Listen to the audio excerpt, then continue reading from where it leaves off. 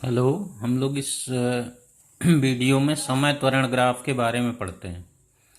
और समय त्वरण ग्राफ से हम लोग वेग परिवर्तन निकालेंगे या वेग निकालेंगे, ये समझिए।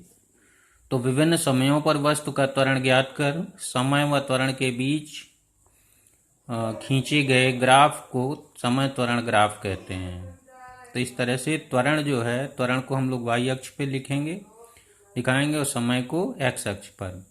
तो त्वरण जो है, त्वरण यहाँ पर समय t का फंक्शन है, यानी t में परिवर्तन होगा तो त्वरण में परिवर्तन होगा। तो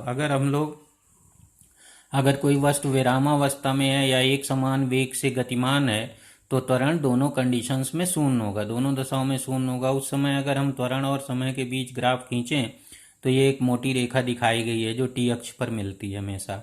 तो दो कंडीशन में, विरामावस्था होने पर या एक समान वेग से चलने पर, त्वरण और समय के बीच जो ग्राफ मिलता है वो एक सीधी रेखा समय अक्ष के अनुदिश मिलती है।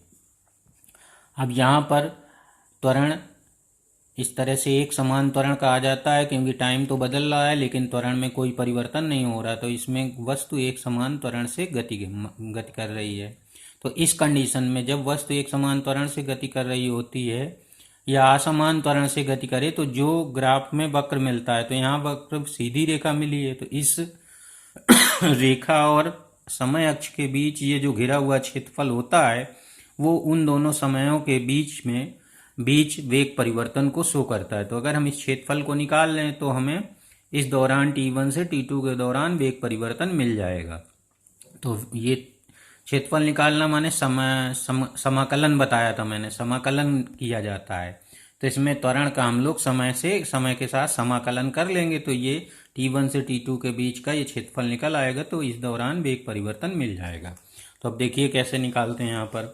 यहाँ त्वरण a बराबर होता है dv अपॉन dt या v बराबर होता है a dt। यहाँ से हो जाएगा dv बराबर a इंटू dt। अब इसको अगर हम इसका समाकलन कर लें तो यहाँ पर आ जाएगा a t2 माइनस t1 आ जाएगा और dv की जगह v आ सकता है, वेग आता है।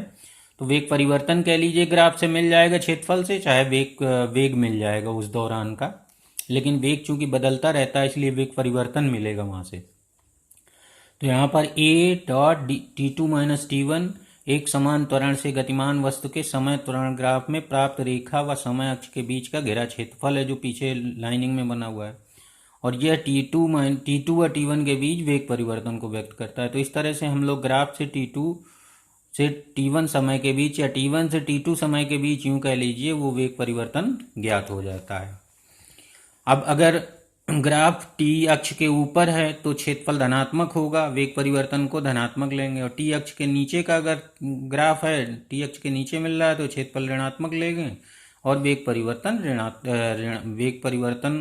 को व्यक्त करता है जो नीचे का क्षेत्रफल होता है। तो t अक्ष के नीचे का क्षेत्रफल ऋणात्मक वेग परिवर्तन को और ऊपर का क्षेत्रफल पॉजिटिव यानी धनात्मक वेग परिवर्तन को शो करता है। अब यहाँ पर एक समान त्वरित गति के समीकरण देख लेते हैं जिनका डेरिवेशन हम लोग बाद में सीखेंगे। तो जब कोई वस्तु एक समान त्वरण से ऋजुरेखी गति करती है, एक ही रेखा में, एक सीधी रेखा में चलती है, तो उसके अंतिम वेग और विस्थापन आदि को ज्ञात करने के लिए तीन समीकरणों को प्रयुक्त किया जाता है जिन्हें गति के समीकरण कहा जाता है। तो ये हाई स्कूल में पढ़ लिए हो, तुम लोग पढ़ चुके हो। पहला समीकरण होता है गति का v बराबर u प्लस ए टी, ये एक समान त्वरण से गतिमान वस्तु के लिए होता है।